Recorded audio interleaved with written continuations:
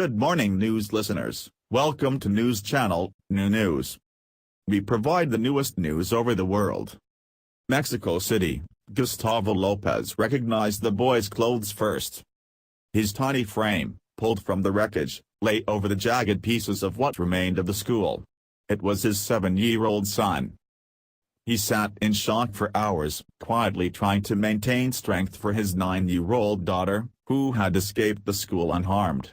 He wondered how to tell her that her younger brother, also named Gustavo, was dead, one of at least 30 children who perished at the Enrique Rebsamen school after it collapsed in the earthquake that devastated Mexico on Tuesday, killing more than 200 people.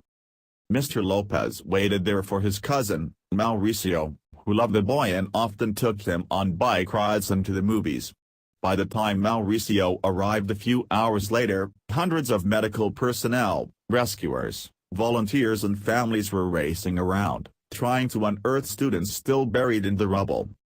"He was my son, too," Mauricio screamed when he heard the news, collapsing onto the upturned earth as Mr. Lopez tried to console him. "I can't bear this, I can't." Such screams of anguish rose above the clamor at the school overnight, markers of loss and the chaotic crowd. Parents climbed trees and playground equipment to get a better vantage of the rescue effort, clinging to the hope that their children would emerge unscathed. Many did, having rushed out before tumbling walls could trap them. Passers-by had also raced to the school immediately after the quake to pluck students from the cavities and openings of the buckled structure. But as the day and night wore on, mostly lifeless bodies were pulled from the wreckage, their names recorded by an army of volunteers keeping lists of the dead. By Wednesday morning, 30 students were still missing, and officials held dwindling hopes that any more children would be found alive. "To see a parent carry their own dead baby is something I will never forget," said Elena Villasenor, a volunteer whose own home was badly damaged. She held a sheaf of papers with the names of children on them, written large enough for parents to see them from a distance. Her own daughter was safe, she said, having been at a different school that did not collapse. But she could not sit idle while others suffered, and so she raced to the school to help however she could. The death toll across the country, in Morelos, Mexico State, Puebla and Mexico City, climbed to 217 people less than 24 hours after the earthquake struck.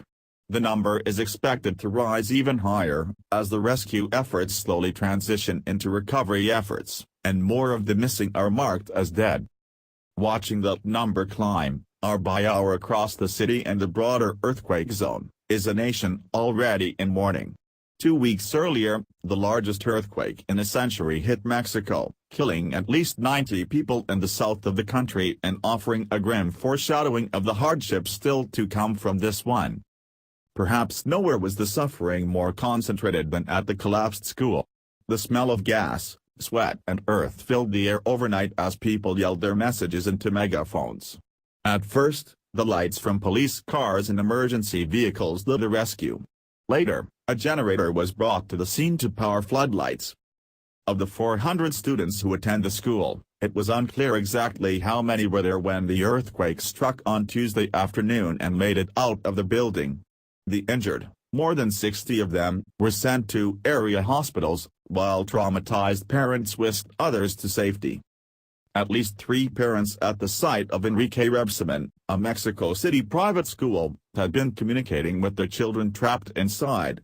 They managed to reach them through the messaging service WhatsApp, begging their children to give them details, like how far from the main door they were when the building collapsed, to help the search efforts.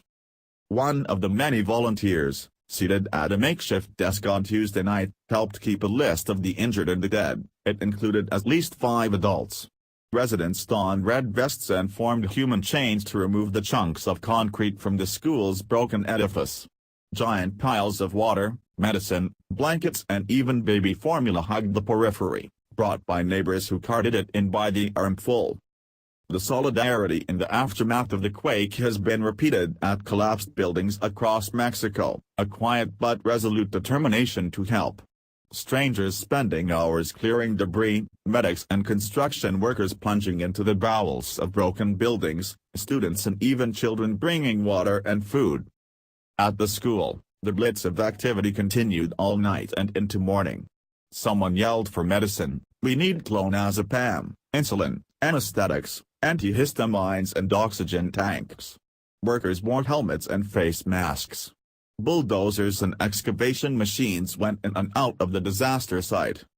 Everyone found something to do, passing water, coffee or medicine to those who needed it.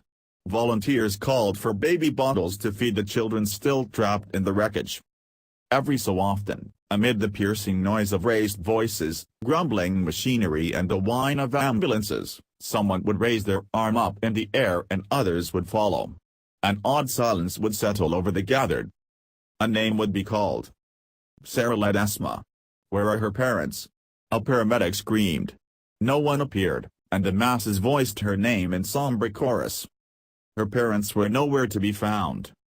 In the frantic confusion of the rescue operation, the cross-currents of hundreds of well-meaning personnel sometimes led to frightening miscommunication. After toiling for hours sifting through the rubble, Florentino Rodriguez Garcia was given a sudden ray of hope. His 9-year-old grandson, Jose Eduardo Herrera Rodriguez, was supposedly fine. A medic told him that the boy had been taken to a hospital for injuries. But after hours of hunting, Mr. Rodriguez could find no trace of the boy. He headed back to the school and was approached by a nurse this time. She took him by the hand. She told him the medic had been mistaken.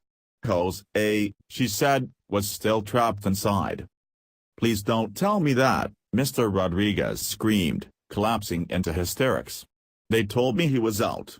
This can't be true.